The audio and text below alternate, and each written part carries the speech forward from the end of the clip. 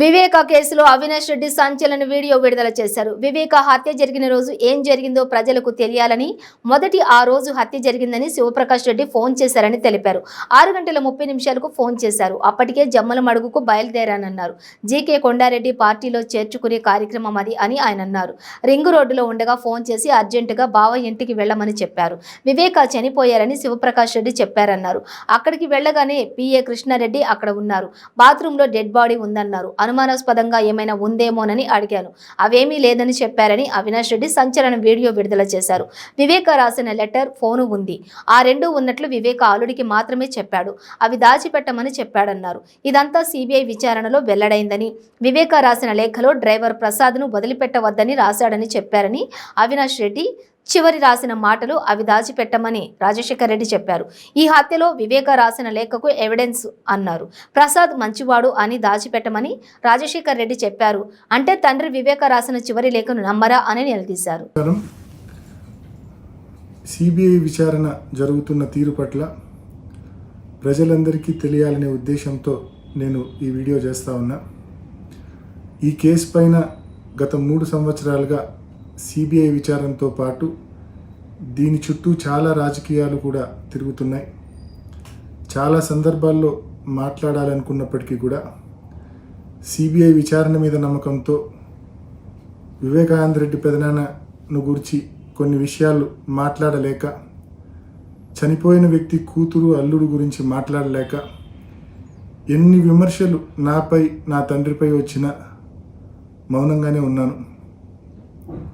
కానీ సిబిఐ విచారణకు 2 సార్లు హాజరైన తర్వాత వాళ్ళు తప్పుదోవలో వెళ్తున్నారని చెప్పి నాకు స్పష్టంగా అర్థమైన తర్వాత ఈ వీడియో ద్వారా ప్రజలందరికీ కూడా మరి వాస్తవాలు, ఇప్పటి వరకు నాకు తెలిసిన వాస్తవాలు స్పష్టంగా తెలియజేయాలనుకొని మరి ఈ వీడియో చేస్తూ ఉన్నా.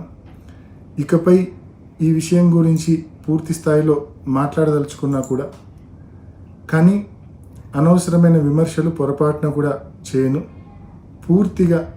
పూర్తిగా నేను రిలే అయ్యేది, ఇవాళ నేను ఈ వీడియోలో మాట్లాడేటప్పుడు నేను పూర్తిగా రిలే అయ్యేది వేటి మీద రిలే అవుతున్నా అంటే, ఒకటి సిబిఐ వాళ్ళు వేసిన 2 ఛార్జ్ షీట్స్,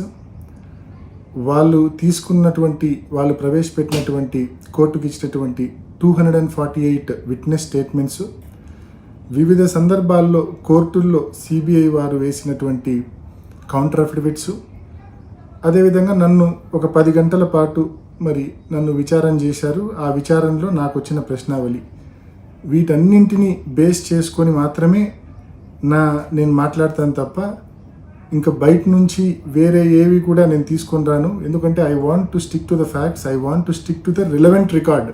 అందుకోసమే వీటిలో నుంచే నా ప్రసంగం పూర్తిగా ఉంటుందని చెప్పి తెలియజేస్తున్నా. ముఖ్యంగా ఈ అబద్ధం మొత్తానికి కూడా, వాళ్ళు నిర్మించిన ఈ అబద్ధాలకు పునాది ఏంది అంటే అప్రూవర్ థియరీ. ముందుగా దీని గురించి మాట్లాడదలుచుకున్నా. ఫస్ట్ ఆఫ్ ఆల్ ప్రతి ఒక్కరు ఆలోచించండి, ఒక కేసులో ఒకరిని అప్రూవర్ చేసేటప్పుడు పాటించాల్సిన విధానం సరైందా కాదా అనేది ఒక్కసారి మీరందరూ కూడా ఆలోచించండి.